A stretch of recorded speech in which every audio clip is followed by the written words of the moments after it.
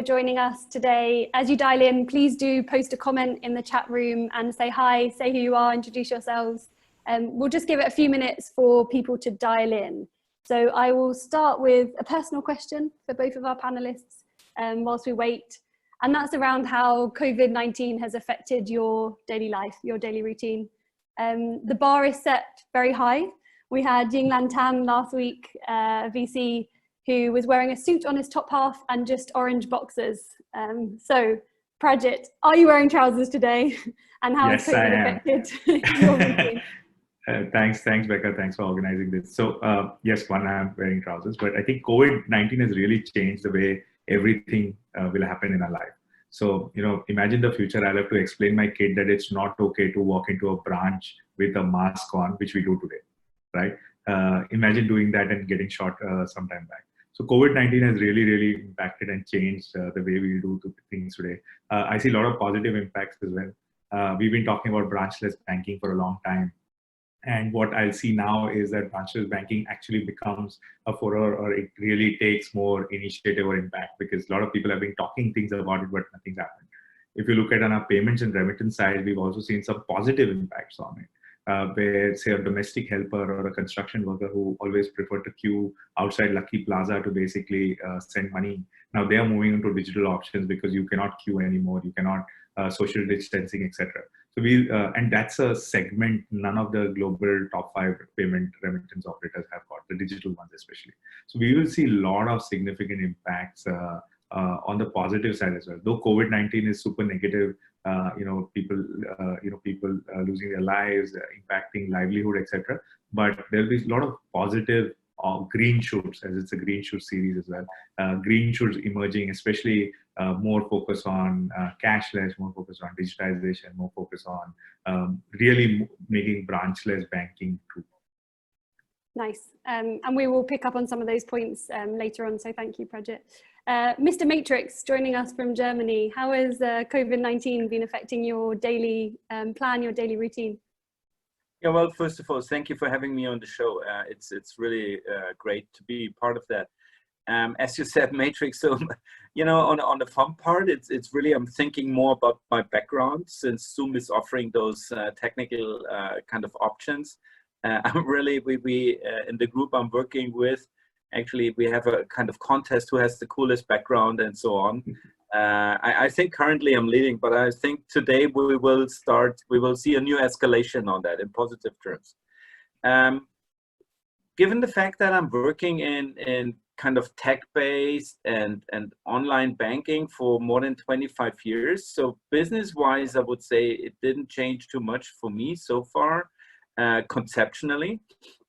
On the one side, personally, I have to say I realized that my normally more like incumbent partners I'm talking to suddenly are all on video conferencing. Everybody is accessible. You have back-to-back conferences. Really, literally, I spend 10 hours a day back-to-back on that chair talking to people all over the planet, which is fascinating. It gives you a direct from the horse's mouth impression regarding each local environment and the reaction to the virus. So that is great. I think in Germany, one person the other day said that we did a digitalization progress in 2 weeks, which we did not do 10 years before. I would definitely subscribe that. For like the economical impact, actually, I find it too early to understand, really to understand what is happening. I think the situation as well is delivering a lot of opportunity. That is for sure, but we have to identify where exactly that might be. Great. Actually, just to add to what Matthias was saying, I think I don't know what you guys think about it, but working from home for someone like me sucks. I absolutely hate it, because somebody like me feeds off energy of people around me, and I have none of it right now. I hope my family is not listening to this, but the fact of it is that not seeing your colleagues, not meeting them, not having a cup of coffee, having a chit chat. I think COVID-19 for me personally, if you'll ask me, that's been a big impact. Right. And working from home is pretty complex, because you never know when your day starts and day ends. I was reminded yesterday that tomorrow is a holiday in Singapore, and I have no idea what to do differently. Yeah, it just moves on. You're absolutely right. Yeah. It just moves on. It's just suddenly you sit in the office and say, listen, it's Monday. No, it must be Sunday today. You know, so yeah, we have Easter weekend now coming up tomorrow. It's definitely one of the highest holidays we have here in Europe. Absolutely. I've got meetings in the calendar. So people invite me, you know, and so I'm just pushing back now. Actually, for the ones who know me from Fidor, I personally always had been very skeptical when it comes to the topic of home office. Why? Because I found it to be more or less for a kind of half day at least vacation, you know, hard to organize and so on. I think that is changing now. Everybody's getting way more used to even manage home office work and employees in a home office. On the other side, I think it's a big family challenge also, because even that you have your office back home, now the kids are home, now your wife is at home and everybody's here for the quarantine or for the lockdown. The full family has to understand, yes, you are around, but somehow you're not, okay? So this means normally as a family father on the weekend, I'm the handyman. No, I'm not the handyman. No, I'm not fixing the pipe now. No, I'm not doing this and that, you know? So daddy is in a video conference, yeah, you know, and so on. So that is a kind of, I'm overdoing it. A big change. It's a big change. Yeah, it's a big challenge and a big kind of request for discipline for everybody. But we don't mind in this session if we end up joined by your kids. So do let them run into the room if that does happen. Okay, I think we can kick off. We've got just over, we've got just over 200 people already on the line, and we've got about 40 minutes with these seasoned founders. And we encourage you to ask questions throughout. I can already see some questions coming in, and we'll make sure that we get to these. I also encourage Matthias and Prajit to type away and answer these questions as they come in, just because there'll be too many for us to get through. We'll then be joined by Sopnendu Mohanty, the Chief FinTech Officer at MAS, for the last 15-20 minutes of the call to explain more about the FinTech support package that MAS announced yesterday. So do please stay with us until the end of the hour. I'm your co-host, Rebecca, and I'll hand straight over to Pat. Great, thanks, Rebecca. So happy Thursday. I presume it is Thursday, guys. And welcome to the second of our Green Shoots virtual meetup series. So we started Green Shoots to provide practical advice and insights, essentially during these dark times, and hopefully provide some light relief as well. Last week, we had 3 great VCs frame what's going on right now, how things will develop, giving practical advice and guidance, and importantly, some of the key learnings from the previous financial crisis in 2008. But right now, we're super grateful to have Matthias Kroener and Prajit Nanu to join us. And just a quick bit of background on both of these 2 great speakers. For those that don't know Matthias, he is the godfather of challenger banking. Matthias was doing FinTech before the term FinTech was coined.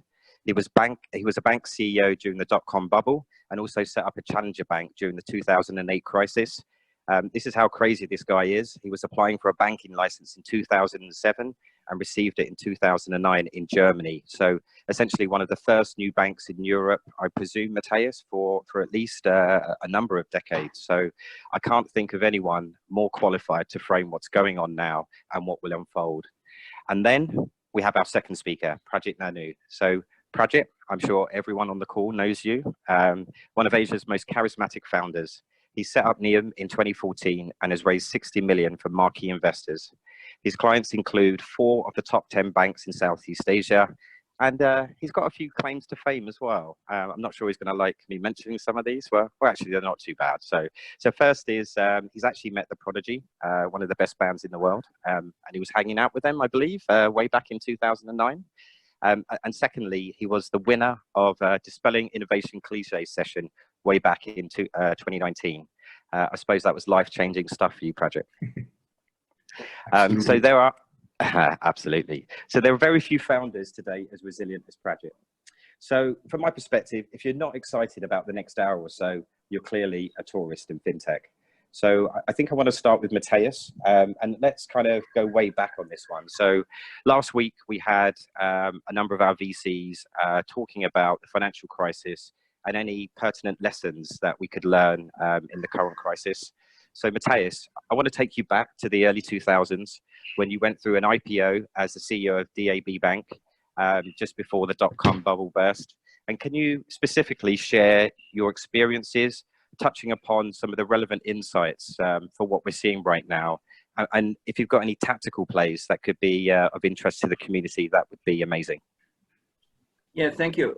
Thank you so much, Pat. And it's really, again, I have to say, it's a great honor to be on the show. I'm very happy you integrate such old people than me. So it is going back into this time. Actually, I would need to start in November 1999. So yes, we've been around those days. And we did an IPO actually with DAB Bank, 47 times oversubscribed. We had something what we called the new market, the Neue Markt in Germany. People did invest in like just crazy. We had a peak valuation of DAB Bank, as much as I remember, early 2000 of something like almost 1.4, 1.5 billion euros. So the sky was the limit, right? So we did also use our share then as a currency for acquisition. We acquired a Paris-based brokerage company in mid 2000. So we did the IPO in 99. We did an acquisition in 2000, and more or less from one day to the other, at least in my memory, it feels like it. From one day to the other, the market collapsed because suddenly somebody said, "Yeah, well, the emperor is naked," so to say. And the multiples collapsed, valuation collapsed, everybody was moving out of internet-based stocks. It was a total overreaction as well, saying, okay, well, you know, the internet stocks are crashing. Now the internet itself doesn't make sense. We are not believing in online solutions anymore. And we literally lost from one day to the other approximately 60, 70 of our commission income. And you have to know that commission income those days did account for approximately 80% of the overall income of DAB Bank, which was in total 240 millions in roughly in 2000. So we had to kind of switch the gear totally from one day to the other. And I would say actually that crisis reminds me more of the current COVID thing than the financial crisis. At least in the way it sneaks into the market.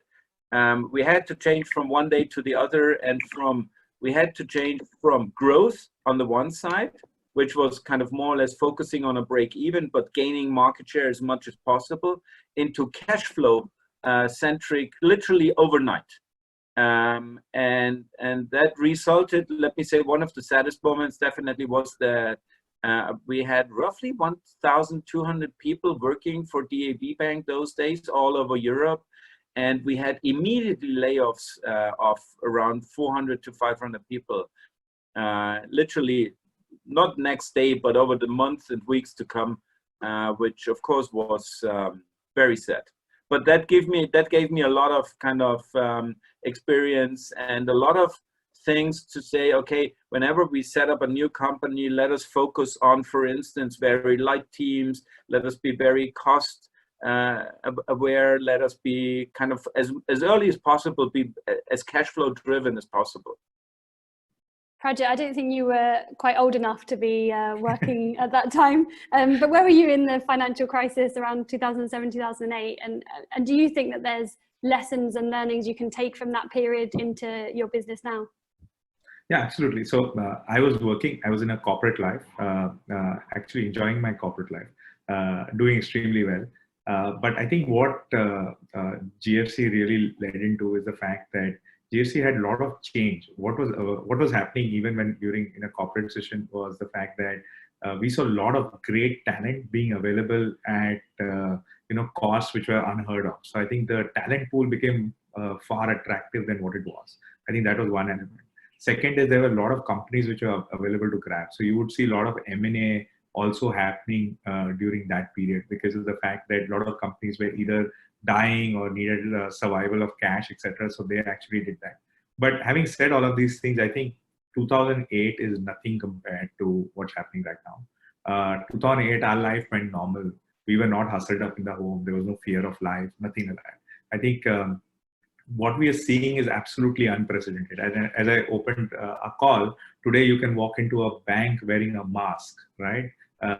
That's not, that's, you know, if you did that in 2008, you'll get shot. But that's how the whole world has become unprecedented. So this is going to be more severe. We are still not at the bottom of it.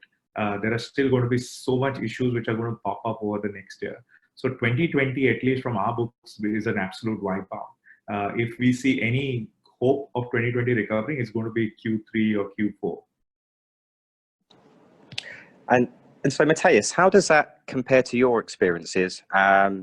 You know, starting a challenger bank in 2008, it's pretty ballsy. What insights can you share? Are there parallels that you can pick apart? Because the VCs we had on last week, they did bring some insights and some learnings from 2008 from their perspective, clearly, into what's going on right now. So it'd be good to hear your insights. Well, I think, and this is why I said that the bubble burst actually does feel more like it than the financial crisis. I think the major difference is that when we started Fidor Bank in 2007, and Pat, as you explained it, we handed in our application literally weeks before the financial crisis started. Totally, well, you know, I would say today naively, but how should have we known, you know? We had to fight 18 months to get the license, and finally then, thankfully, by the support of the local regulator BaFin, we did get it.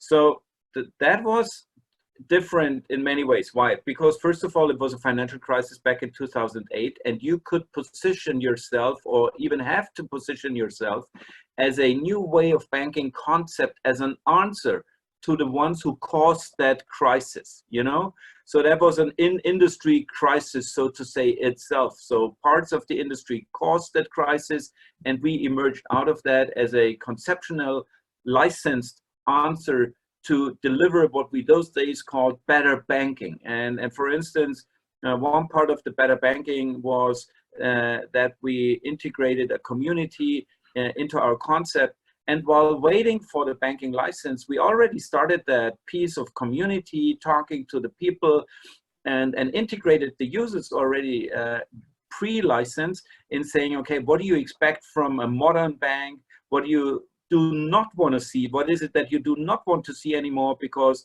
actually you lost trust in those institutions? Remember, those were the days of Occupy Wall Street movement, We Are 99% movement.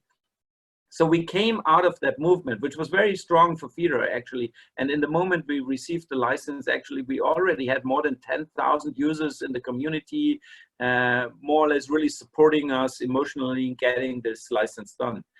On the one side. On the other side, I have to say it was enormously hard, actually, and a very uphill challenge to get a VC onboarded in this environment, but we did it, and I still have to thank Bernhard Schmidt and the Exchange team for being that brave those days to give us money in a scenario in which the license was not even granted, and the whole crisis around us was, you know, unprecedented those days. You know, this is, by the way, what scares me most, is that we had from one unprecedented crisis to the other.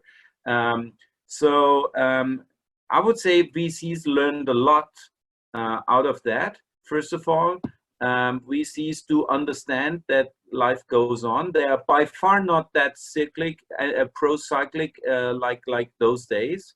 First of all, the whole VC industry itself emerged since then. The financial crisis caused the FinTech movement. So I would say without the financial crisis 2008, we would not sit around today as we do, maybe in different terms, but not as we do today. So I regard that super positive. And we all understand since then that life goes on. It's not ending. You know, those days, it was a kind of atmosphere of doom days. It's all over. The whole world is black and white. that was it. That was about, let me say, the emotional status as much as I remember it. This is totally different today.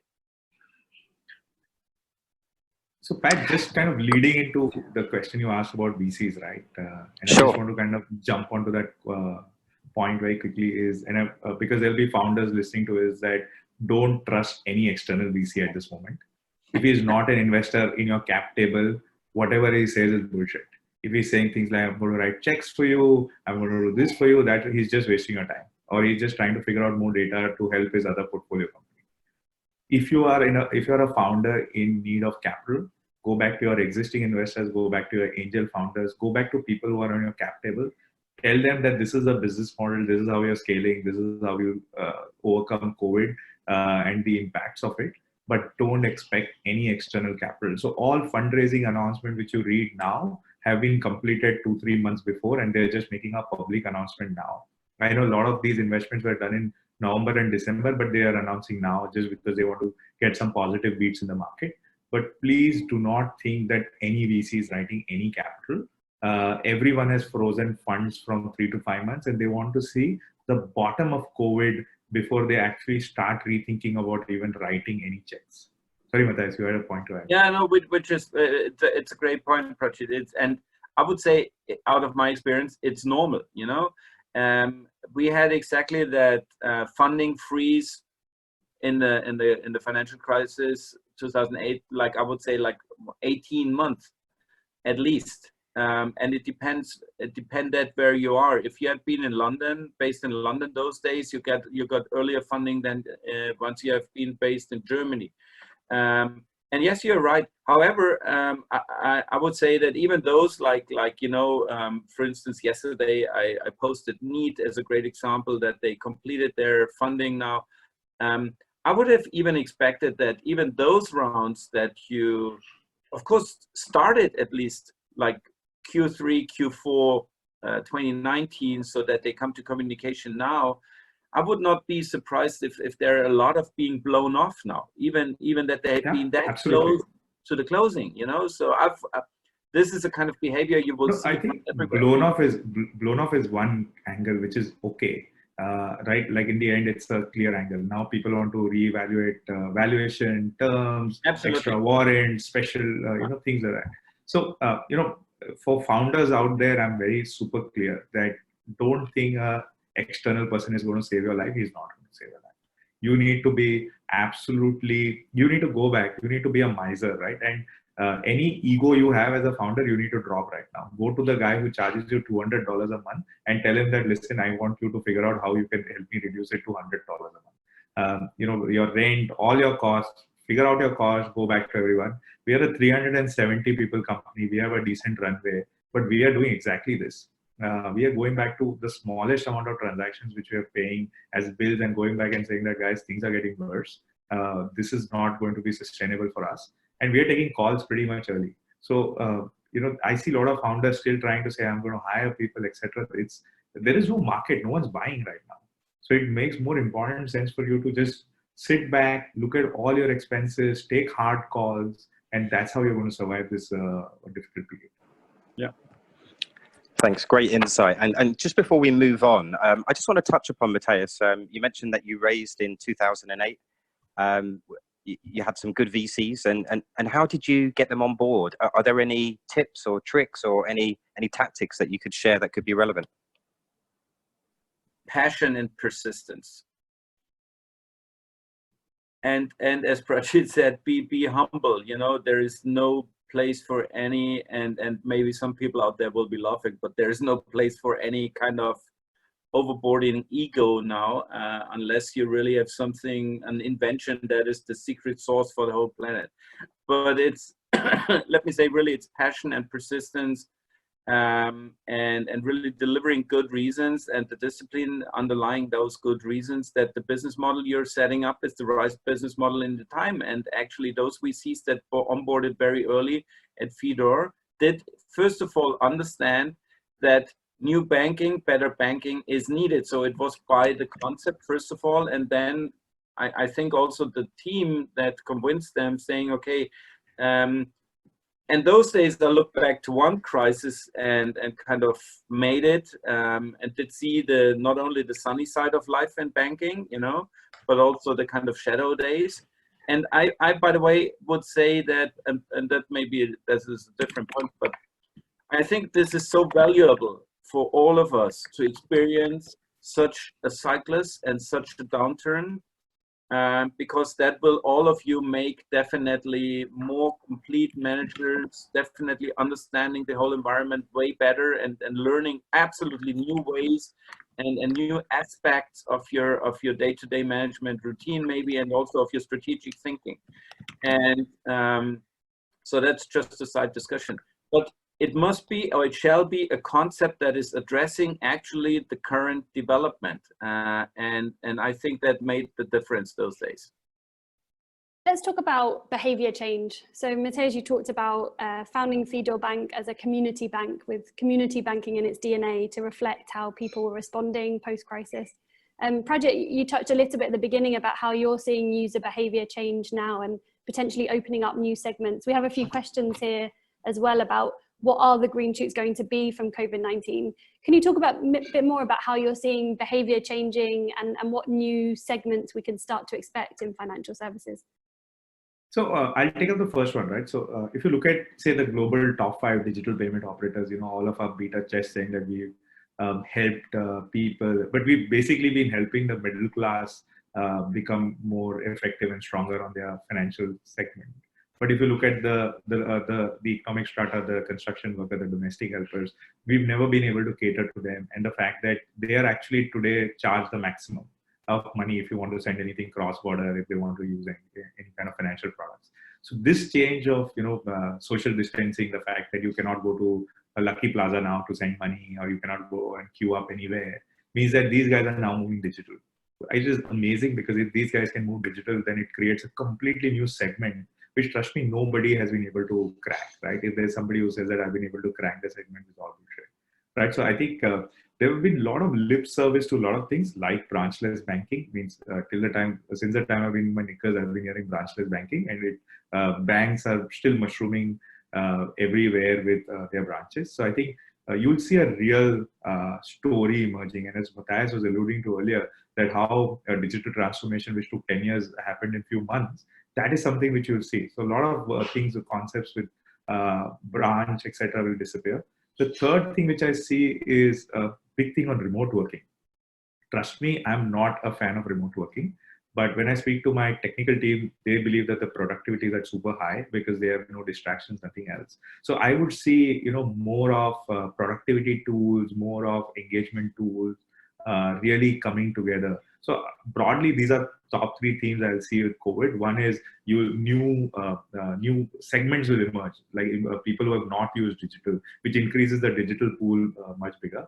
Second is, you know, things which have been fully lip service, like branchless banking, will actually take, real strong now, like a central focus. And the third and the core thing which I think will happen is the fact that people will start thinking of remote collaborations. So if you look at one company which raised a lot of capital recently, is a company called Notion, which makes collaboration tools. I strongly think that that will become a very, very big opportunity. How can we all work remotely, but effectively? Thanks, Prajit. So just to pick up on this, clearly a founder's journey at the best of times is lonely. It's even more so now. And you know, how can you manage and motivate and keep your teams focused at the moment? Because, you know, it must be very tricky. And this is a question that we already prepared, but clearly the audience is keen to understand your views on this. And maybe if we start with Matthias, and then it would be good to kind of get your thoughts on this project as well. Well, thank you. I'm also acting as a member of a supervisory board to a company that is dealing with leadership topics, challenges. It's called Leading AG over here in Europe.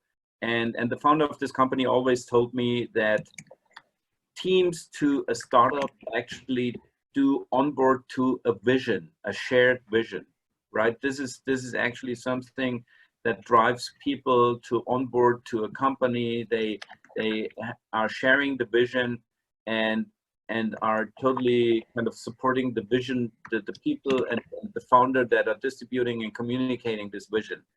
On the one side, by the way, and they are leaving managers. So this is the kind of routine you have to understand when it's kind of getting, the vision is gone and you're kind of remain to be in your political infights. Then this is the moment when the team actually will be start to be extremely frustrated and will leave that company again. I think, at least for the time being, and we have to, and all of us, we have to watch that very carefully. I think for the time being, the vision is for all of us, and I would say in a global effort, as you also have the claim, like we are in this together.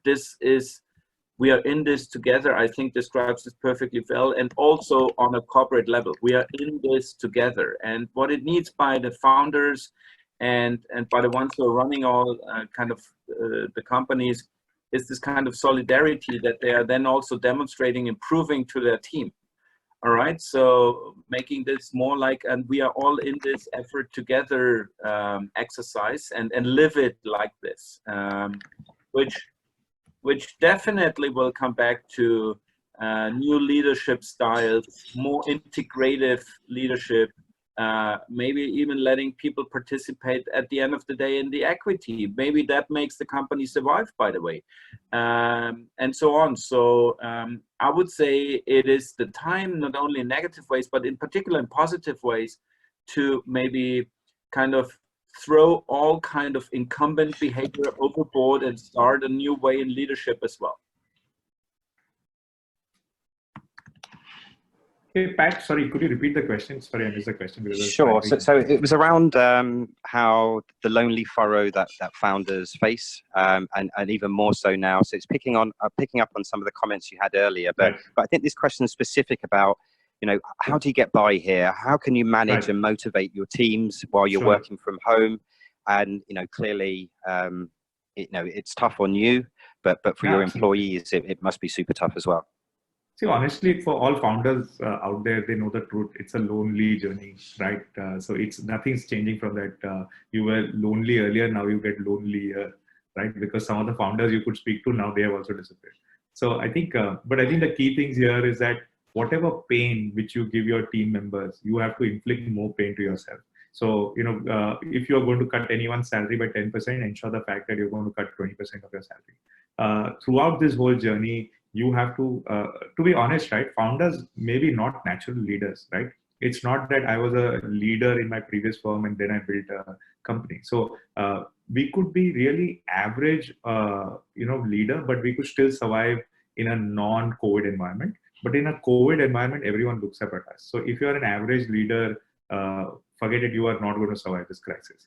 You have to actually shake up the lethargy, be communicative, be extremely transparent, be open, be available on all kinds of conversations. It could be the most junior person to the most senior person. But remember, it's a shared sacrifice, right? Everyone is going to go through pains. It is important for you to communicate clearly. And that's, you have to be super transparent. There's no, if you have got a runway of 3 months, there is no reason for you to hide the runway of 3 months. If you think people are going to jump jobs, there are no jobs in the market. Everyone's on a hiring freeze. So be absolutely transparent. I was asked a very interesting question in my recent All Hands on Deck. And the question went like this. They said, hey, at this kind of a critical juncture, would you take care of the people in your company or your investors? Because if you take care of one, there'll be imbalance. It's a fantastic question, very deep. My answer to that was very interesting, where I said that I want to take care of the company. I want to build the company. I want to ensure the fact that we can deliver the sales, what we've committed. We want to kind of really streamline the expenses which we have planned. And if we can take care of the company, both the colleagues as well as the investors are in a good direction. Because if you try to even take extra care of one, your whole thing will collapse pretty quickly.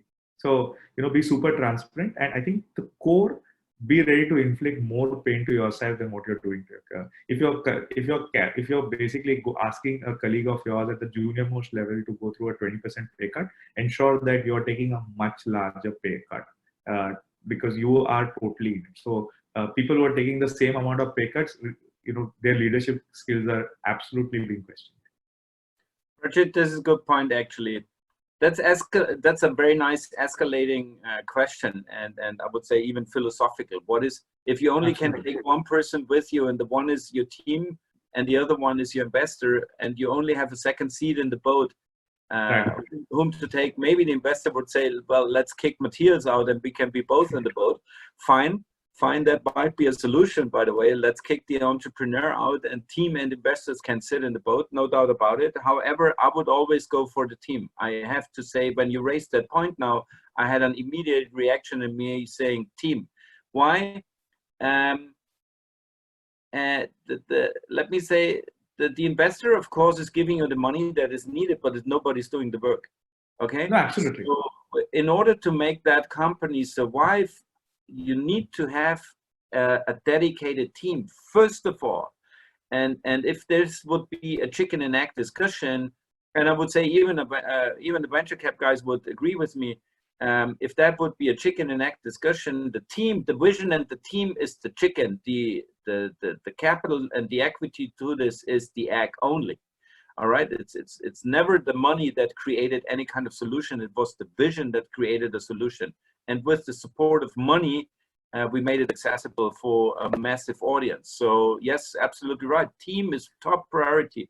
I remember a lot of discussions I had, for instance, with a shareholder, and we discussed that we want to introduce a long-term incentive plan for the team, and make them part of the equity of that bank. And we did give that to the team actually in writing. We had sealed and signed that, right? Right. And this investor just said, "Now, well, let's forget about this," and so on and so forth. And that caused such a huge frustration. Not to deliver your promise, in particular in critical times, is fatal. Absolutely fatal. People walked out just like that, right? See, cash is king right now, right? And I think when you went back to people, one of the biggest learnings I've had, and this is the learning I've always had in my corporate life as well. Whenever you talk about retrenchment of letting people go, leaders from capitalists become socialists. Even the guy you don't like, you want to retain him. Oh, what is he going to do in this? And we do like a lot of times. What I've realized the fact that especially when it comes to people, and there's an interesting question by Manish saying that people are the biggest cause, easiest to cut them away, etc. What we've done back is we've actually across the board we've actually cut salaries of people. I've of course taken a bigger cut than everyone. And then to ensure, what I've done is that I've put my ESOP back into the pool to ensure the fact that if we've cut somebody's $20,000 salary, he gets actually $20,000 back with my ESOP, which is a far lower cost than the company ESOP.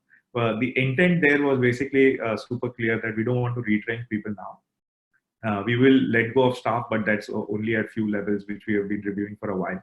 But if you are a leader and you have to cut people, don't do the mistake of cutting people in multiple waves. Don't do, let me just fire 5% of people and figure out later.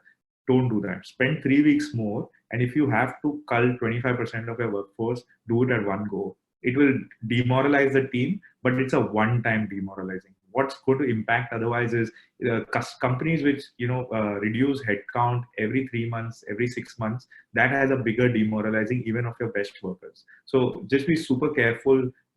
If you take that decision that you have to let go of people, ensure it's a single wave, clearly communicated, very well presented, and that's what you need to do. You shouldn't be cutting people every 3 months. And hopefully some of the FinTech support package, the pieces there that we'll talk through towards the end of this call, will help in not having to make some of those hard decisions so soon. So we'll come on to that. I actually disagree. I think all of us need to make hard decisions. See, irrespective of the government packages, irrespective of this, in the world we know has changed, right? So we used to cater to payments for travel operators for a long time. And we've seen that payments go from 15,000, 20,000 payments a month to zero right now. If you speak to any of the large global payment processors, all the business they're doing for travel operators, and I'm talking about the large ones, is only refunds, right? So the world we know has changed. Even if you don't need to cut costs, please cut costs.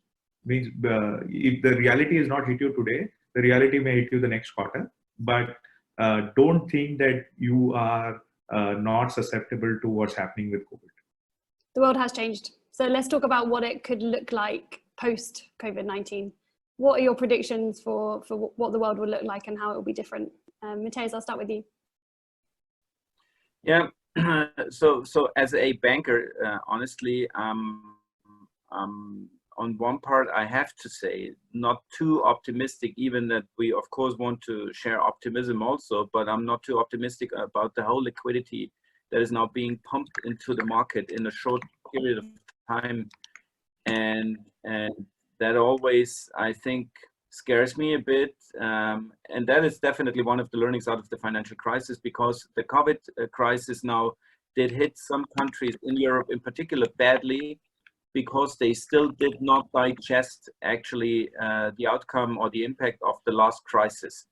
And that was let me say, a very bad thing.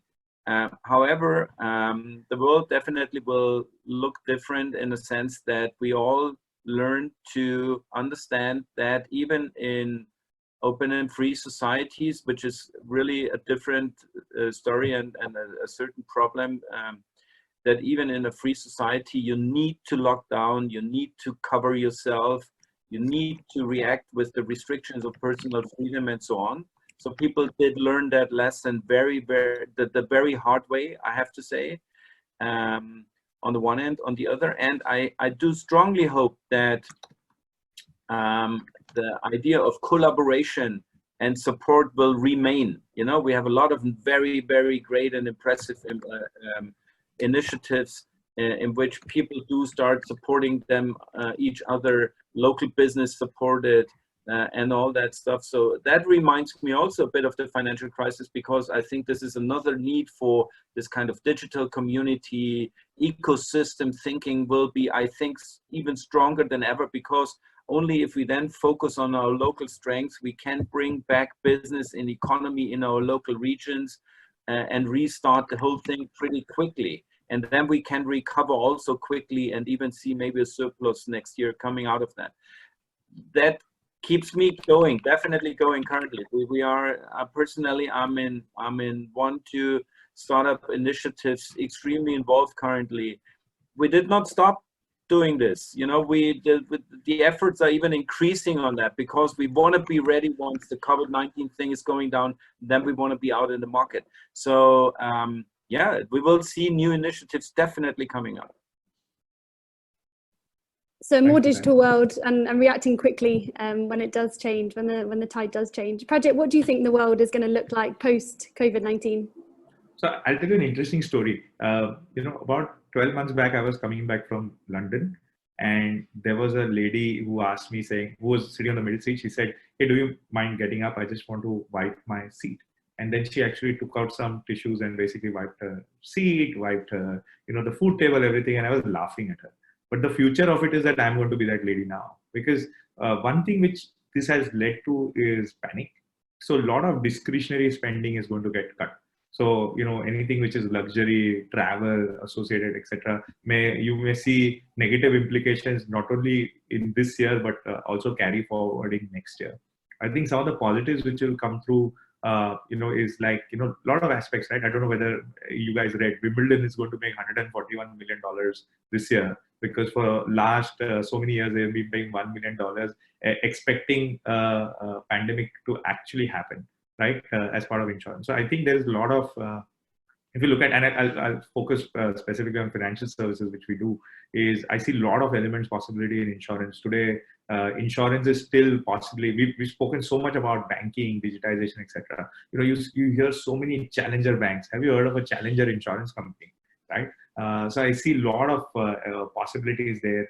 I see a lot of possibilities to be able to connect to segments which we were never able to connect to segments.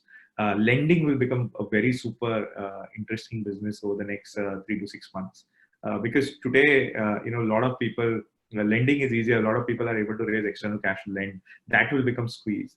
But, funnily, Becca, I think, the most biggest positive I carry, especially at NIUM, is that we are going to emerge stronger out of this. We are not going to emerge weak. We are going to emerge super strong. We would have taken hard decisions We have taken decisions. We would have taken decisions which we would have never thought about taking. We would have optimized cost, which we never think about when we are in a growing phase. And trust me, we had the best quarter last month in the 5 years of our existence, best quarter. So if it was not a COVID, I would actually be opening champagnes in our office. But do I think that quarter is repeatable the way the market's behaving, the way COVID is impacting? I don't think so. But I personally believe that any startup who sees out COVID is going to be super strong. I'm talking about the big boys. I'm talking about medium operators like us. I'm talking about people who are bootstrapping. It is going to be an unbelievable phase, right? You know, so people give examples that in 2008, Uber, Airbnb, etc. came out. I think there'll be much bigger startups will come out, because if you can survive this period, trust me, nothing can take you down.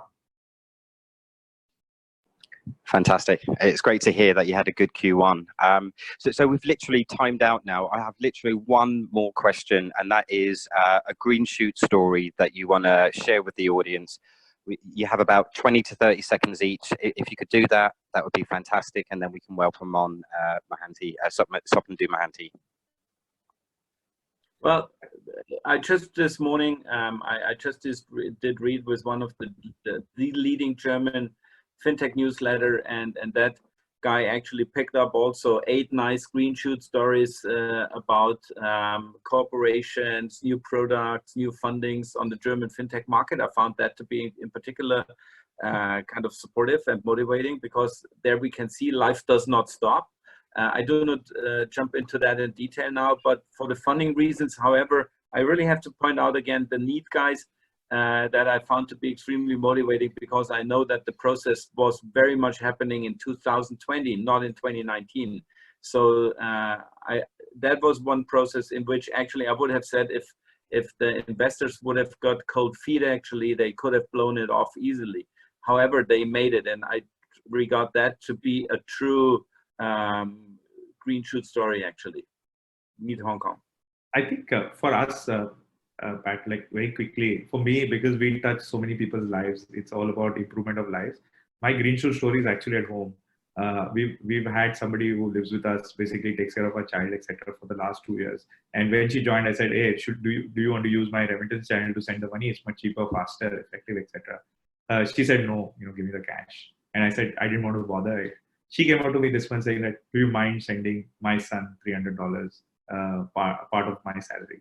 And it was an amazing, touching moment, because she's now realizing the value of digital. She's now realizing this. So, and of course, we are not, crazy like the brick and mortar operators. It was done at a super price. She definitely got much more money than what she would have in other markets. So that for me is a super green shoot. A segment who would have never looked at digital is now looking at digital. I think that is unbelievable. That's great. A 3-year sales cycle that's been accelerated.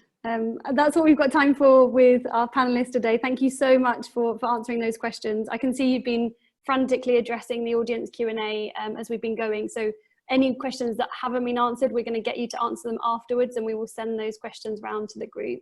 Sure. We're now going to be joined by Sopnendu Mohanty, our Chief FinTech Officer at MAS.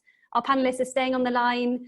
So after Sopnendu has spoken through the MAS FinTech support package, we will ask you both for your comments and questions. And if there's time, we'll also take some audience Q&A.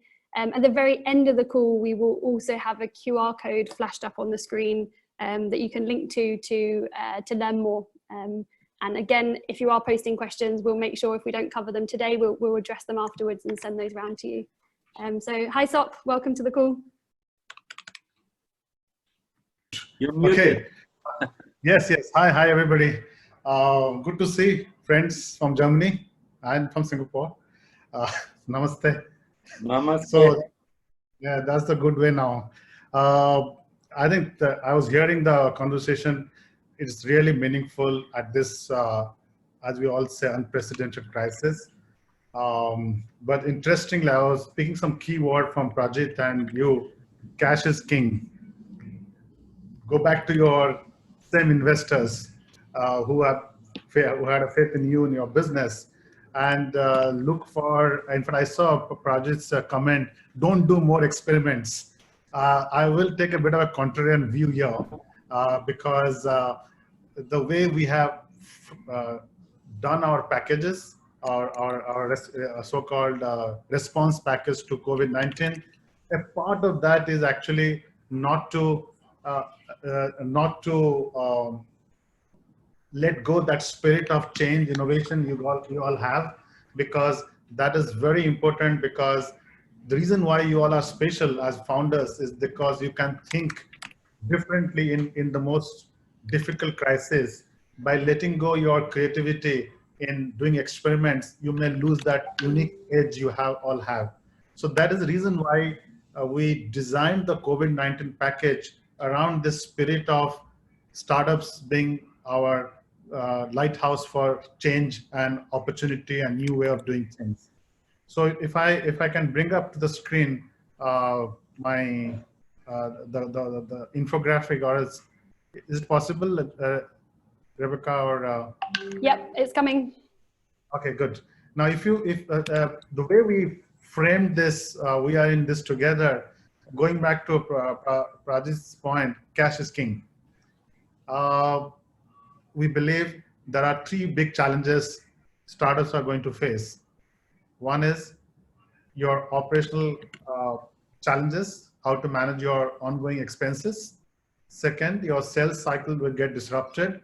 And third, your existing investors or the new investors in pipeline would kind of hold back themselves in committing their new funds. So I'll not talk about the third bucket. That is for next week, because we are going to talk about it. We're working with the industry to come with some opportunity for startups to look for alternate channels for raising capital, short-term capital, and this is still work in progress. We'll get there hopefully next week. Let me talk about the first 2 parts. Even in the line which we have put saved manpower cost, we have kind of designed in a way it is linked to training.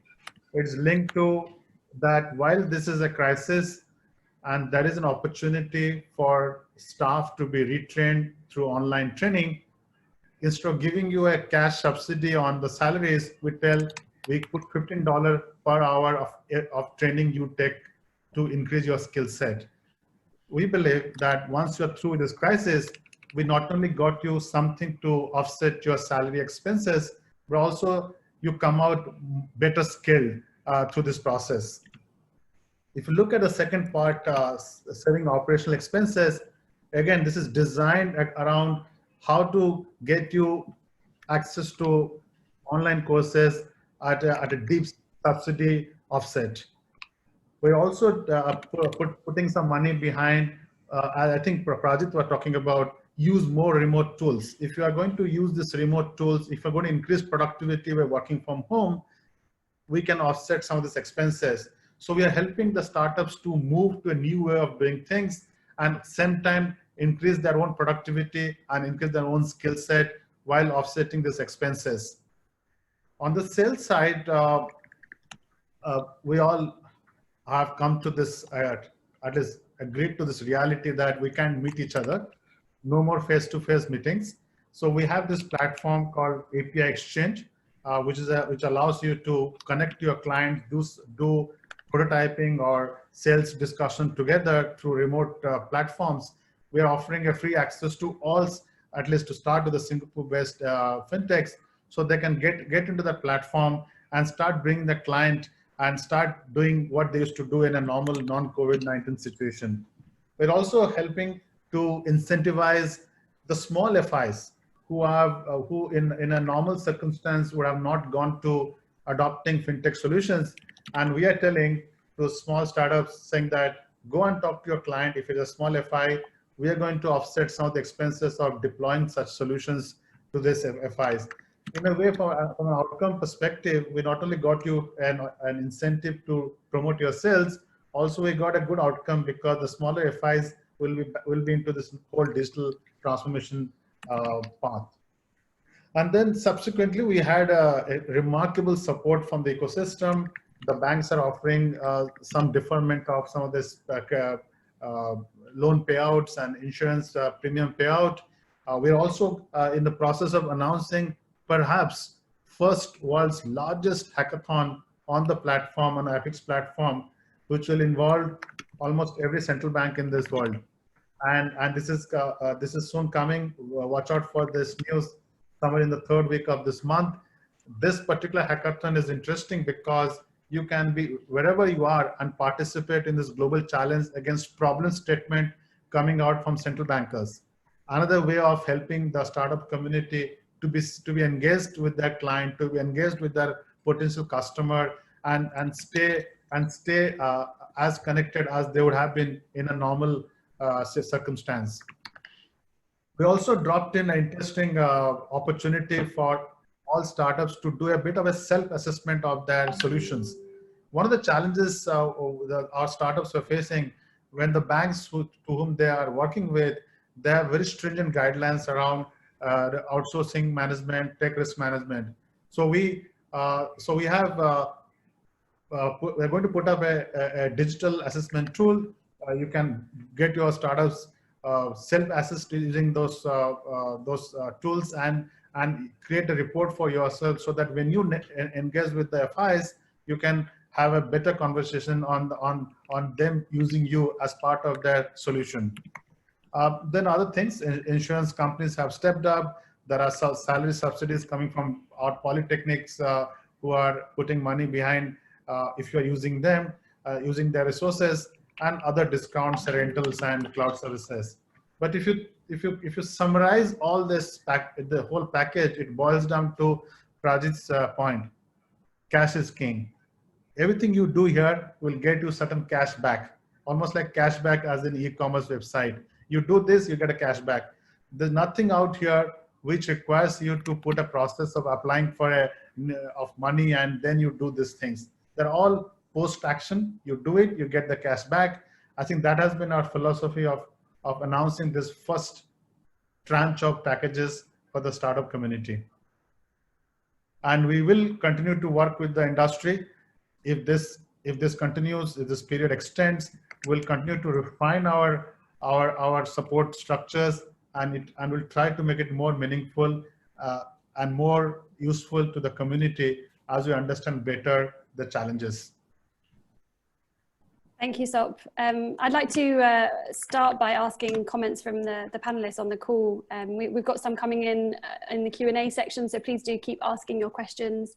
But Prajit, I'll hand it over to you first, as you'll be directly impacted by a lot of these initiatives mentioned in the support package. What's your initial reaction, and do you have any questions for Sop while he's on the line? I think it's fantastic, right? So Singapore government has always been, far ahead of curve. There was a salary package which was announced. Then now this is again a great implementation. For me, the fact that $120,000 is a fairly substantial chunk of money.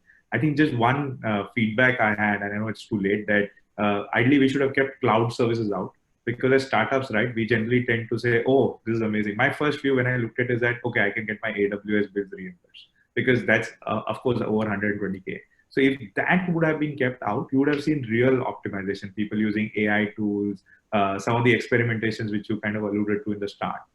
Because I would, and we should, maybe 6 months later, you may agree with me that majority of the guys who come to that, they will come to you saying that, can you help us with the cloud computing fees?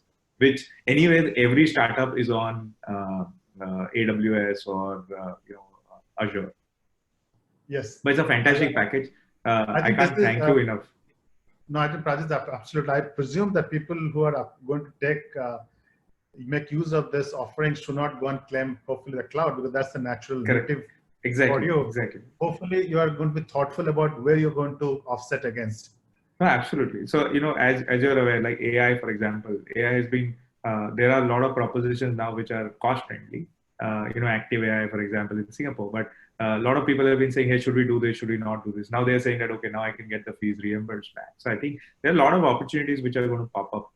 And the amazing thing is that we should give more opportunities to homegrown companies. Like if there is, if the reimbursement can be done for locally homegrown companies, like say Active AI, sorry for taking that example again, is much better than them, Israeli competitor or an American competitor. I know there is no competition for AWS, but I'm just saying that ideally that gives, local fintechs also, or local service providers also, it's like left pocket, right pockets within the economy system automatically. So I thought, but it's amazing. I want to really thank you from the industry perspective, because these are morale boosters, right? Like 120K, is it a big value for us? No, but the morale boost when you see the regulator coming out with something like this is amazing. So I have to give you guys really credit for being able to roll out something so quickly.